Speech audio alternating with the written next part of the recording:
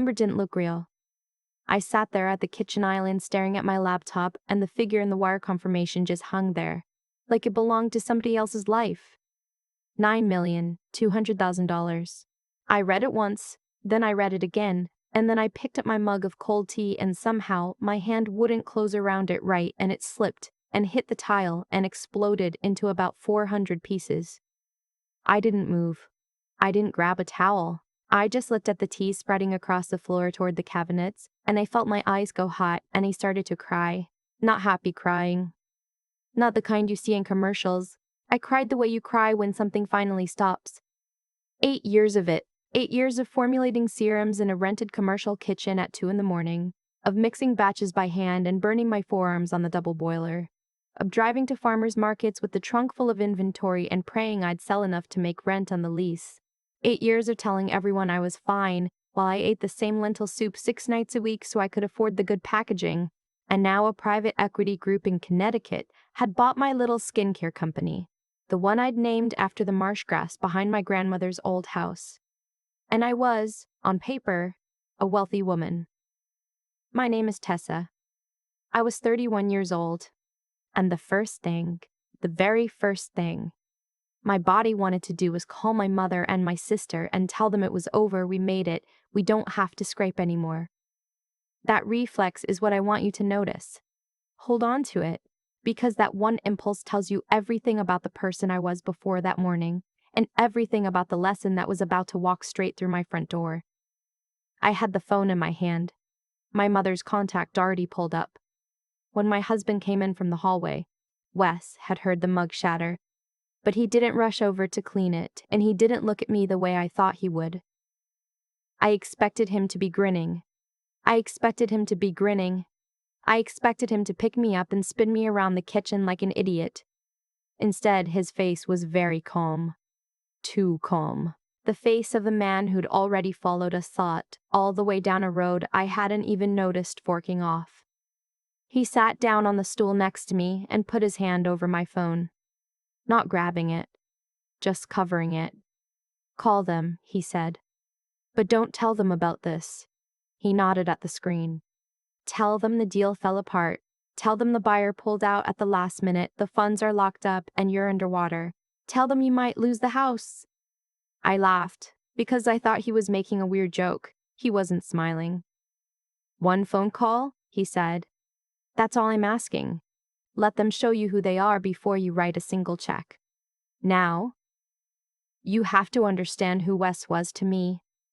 I'd known him for 7 years. He was the one who used to come to those farmers markets and stand behind my folding table in the cold, making change and bagging up little jars of cream while his fingers went numb. He proposed to me in that same rented kitchen at 1 in the morning, on a night a batch had gone wrong, and I was sitting on the floor crying into a bowl of curdled emulsion. He got down next to me on the dirty linoleum and said, "Let's ruin our lives together." And I said yes. In 7 years, that man had never once pointed me at a cliff. So when he asked me to trust him, even though every cell in me was straining toward that phone call I'd been imagining for almost a decade, I trusted him. I hit the speaker button with a finger that wouldn't stop shaking, and I told my mother and my sister that I'd lost everything. What happened in the next 60 seconds is the part I need you to really hear. Not just what was said. The feel of it. The way an entire lifetime of assumptions can come apart faster than that mug hit the tile. My mother. I'll just call her my mother. Did not ask if I was okay. She did not say, "Come home, sweetheart." She did not say, "We'll get through this together." She did not say a single thing that a mother is supposed to say when her daughter calls to tell her the bottom just dropped out. There was a pause, a long one. Just long enough to confirm the thing I'd spent 31 years refusing to look at directly. And then she asked, in a voice that went from warm to flat-out clerical in about half a second, whether my name was still listed anywhere on the lake cabin. The little place up north. The one I'd been quietly paying the property taxes on for 6 years. "I just need to know," she said, "if your creditors can come after the family's things because of your problems." My problems. That was the word. 8 years of my life, The burns on my arms, the lentil soup, every market I worked sick, folded down into your problems, like I'd overdrawn a checking account. Before I could even get a breath in, my phone buzzed against the counter. A text from my sister. I'll call her my sister, though there were stretches of my life I'd have called her my best friend. The text said, "Do not ask to stay with us. Cole already thinks you're a mess and we are not running a homeless shelter." I read it twice. I set the phone face down on the counter, and I looked at Wes, and for the first time I understood exactly why he put his hand over my phone. For the next 3 days, I stopped being a daughter and a sister and became something colder and more useful. A bookkeeper. I went back through years of bank statements, and I didn't add up what I had. I added up what I'd given. The trail was patient, and it was brutal. $42,000 for my sister's dream engagement party. Not even the wedding. The engagement party.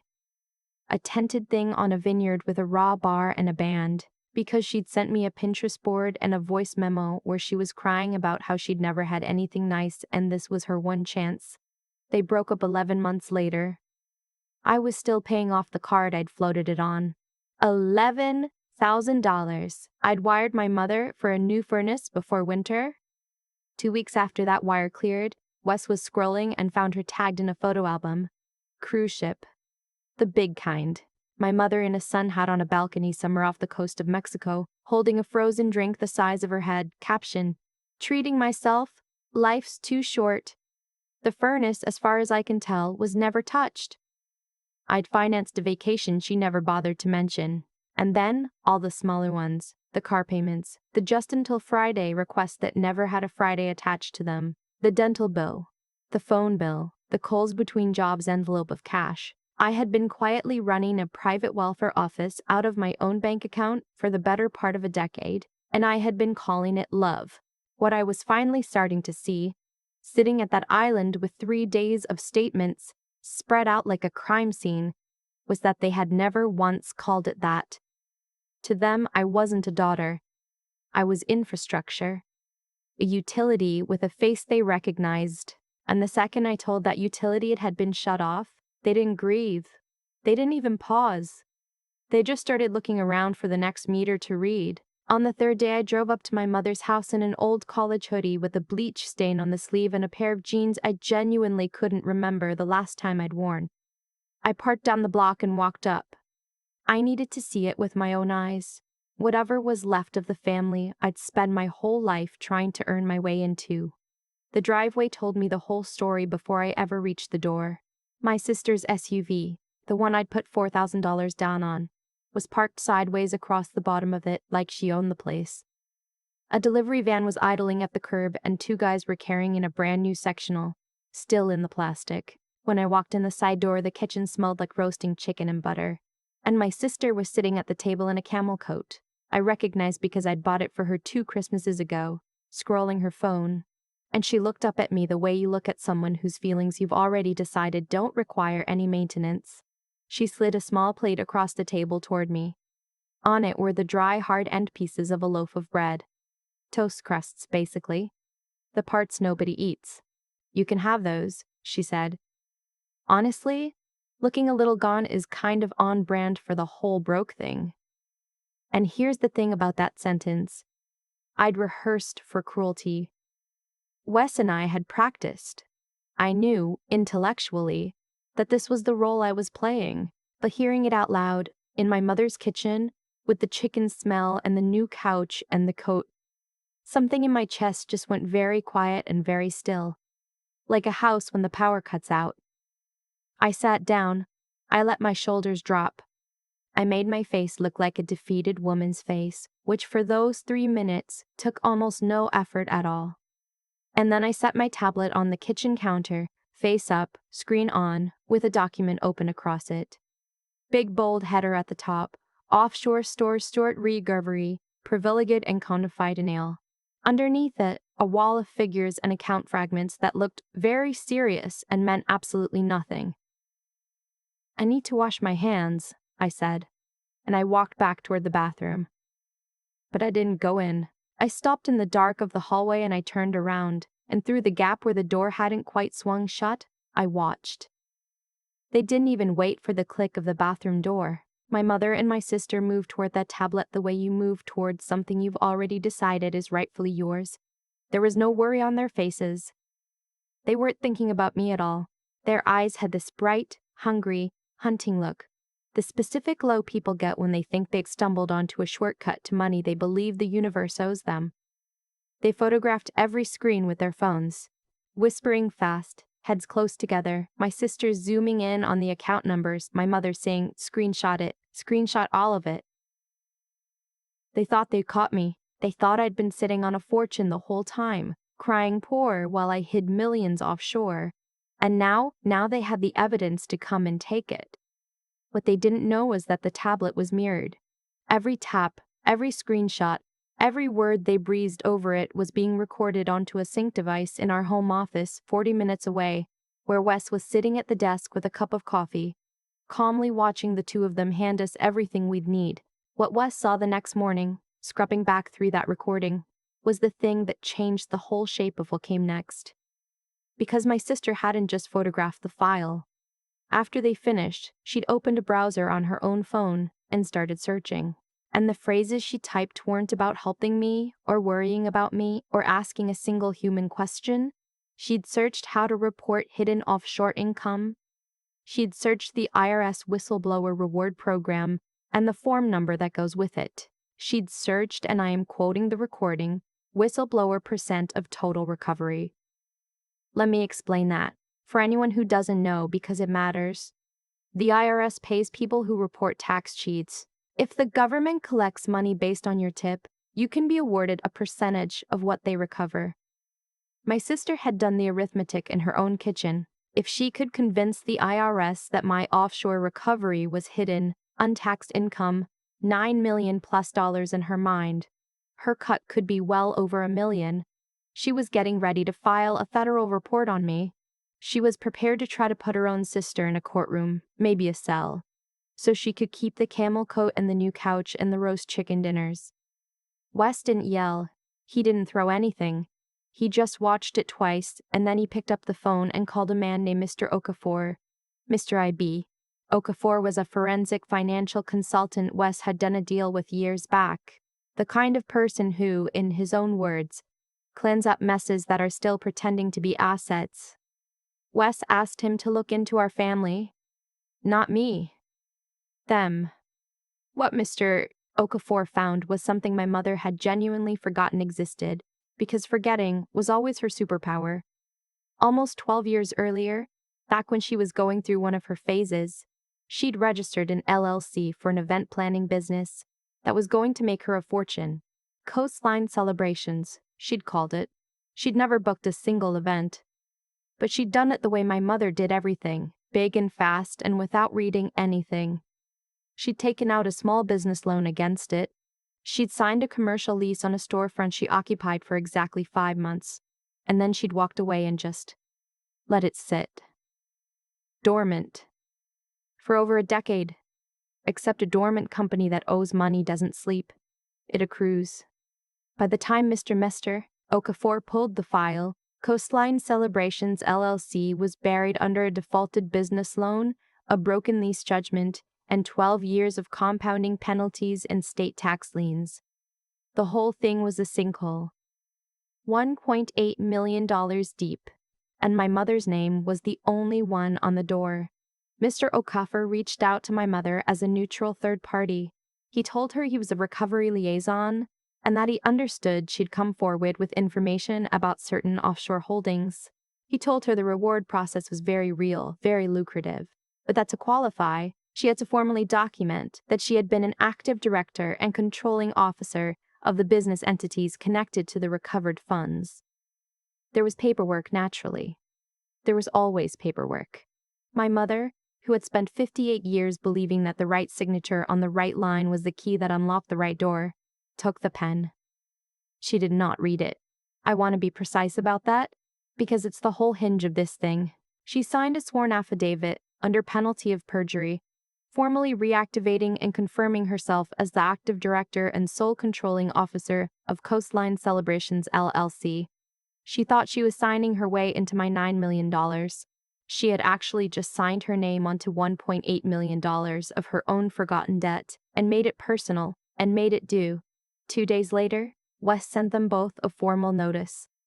Final distribution of recovered assets, it said, to be conducted in person, at a secure facility. He wrote it in that cold, official, slightly bureaucratic language that makes people feel like they're about to receive something they've been promised. A time.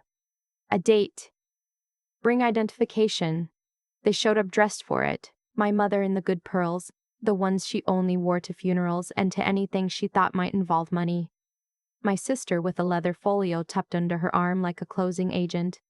I was standing at the far end of a long corridor with Wes beside me, and next to us stood a man named Mr. Burde Calloway, a senior recovery officer from the lender. I'd met him for the first time 20 minutes earlier. He had very kind eyes and a very terrible job. My mother walked right past my face, didn't even register me, and smiled at Mr. Calloway. She told him she was there to claim her interest in the offshore holdings she'd reported. She said it the way you say a line you've practiced in the bathroom mirror. Confident, almost regal.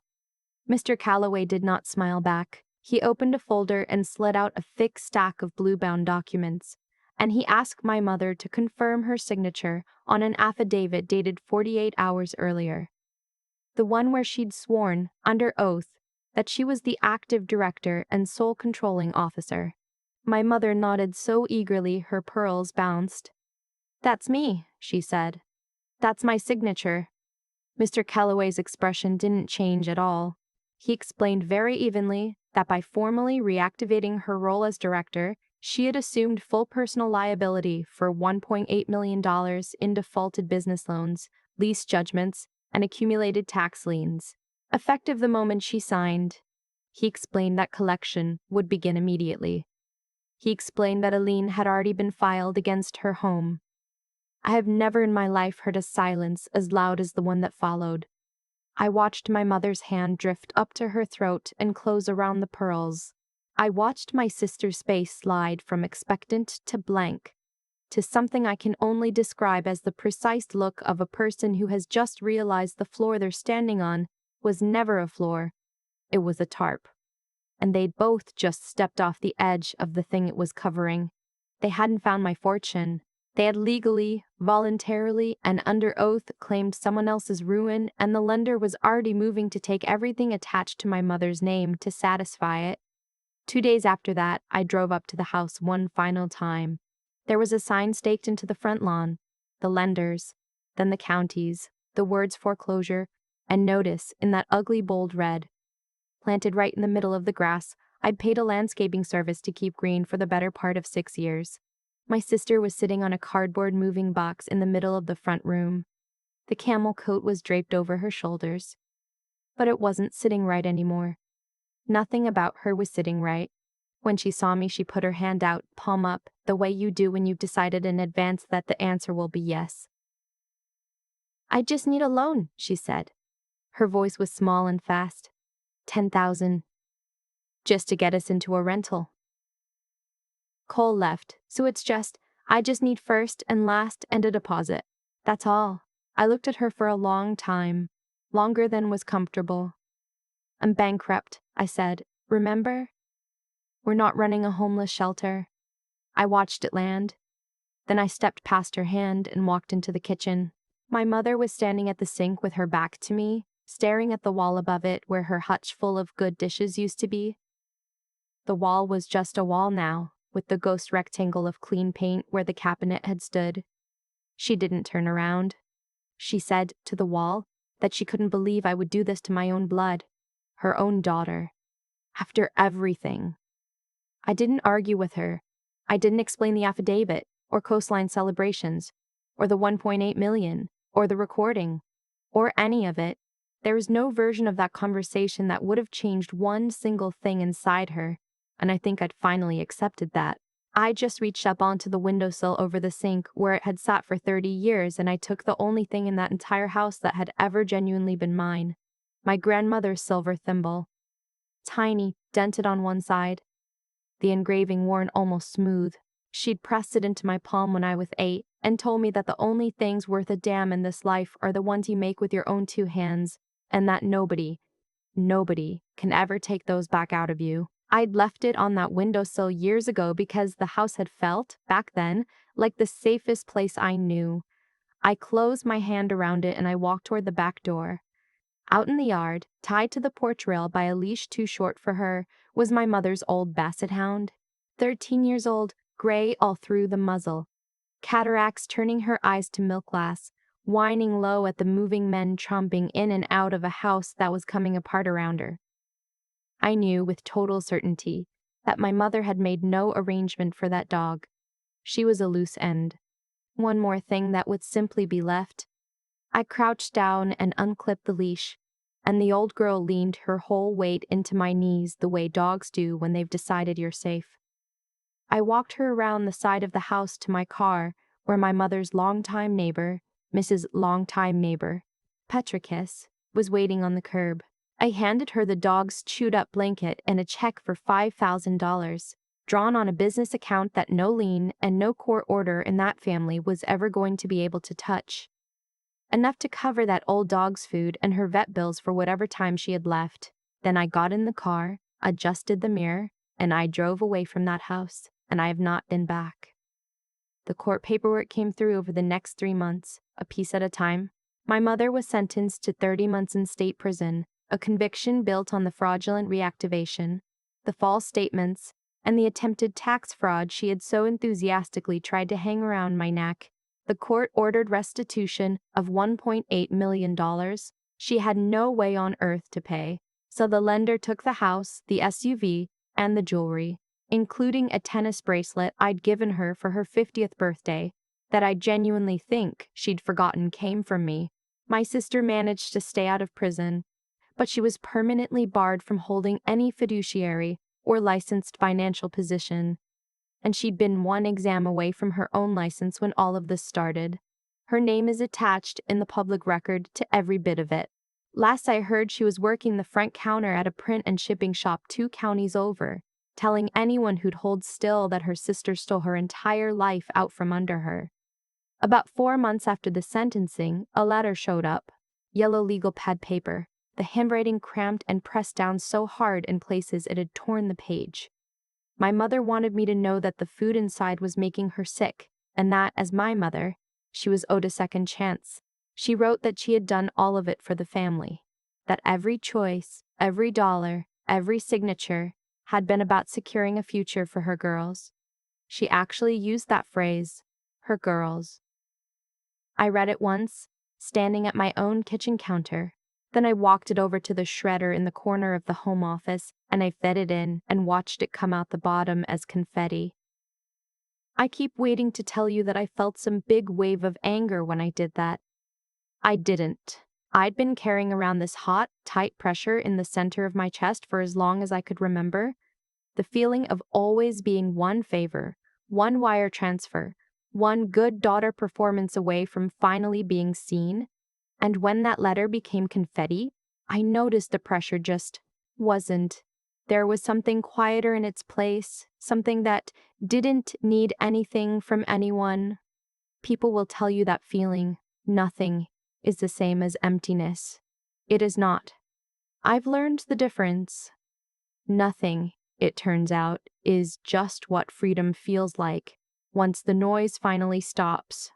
I'm sitting in our living room as I tell you this. The dog is at my feet. Yes, that dog, the old basset, snoring like a chainsaw. 12 good months and counting since I carried her out of that yard. Wes is on the other end of the couch with his laptop, frowning at a contract in that exact way he has when he's found a clause somebody's hoping he won't read. He looked up a minute ago and caught me watching him, and he winked, and 7 years in, that little thing still does something to the center of my chest. The good thing this time. That man is my family, the one who stood behind a folding table in the freezing cold making change for jars of cream, the one who got down on a dirty floor and asked me to ruin my life with him, the one who put his hand over my phone and asked me to trust him, because he already understood the thing I was only just letting myself suspect. So here's what I'd say to you, if you're sitting there with a version of this in your own chest. Blood is a biological fact. It is not a contract. You do not owe your peace, your money, or your whole self to the people who happen to raise you. If those people have spent your entire life treating your success like a resource they were entitled to mine, and if the idea of calling them and saying I lost everything fills you with dread instead of comfort, pay attention to that dread. It is not weakness. It is information. It is the part of you that already knows, underneath all the hope you keep dragging around, that they were never going to catch you if you fell. Greed doesn't need your help to destroy itself. My mother and my sister didn't need me to ruin them. I just stepped out of the way and let them sprint toward what they thought was a fortune. They ruined themselves the moment they decided that photographing a document in the kitchen was worth more than the daughter and the sister standing right in front of them. And the last thing, the thing it took me 31 years and $9 million and one dented silver thimble to finally learn. You are allowed to leave.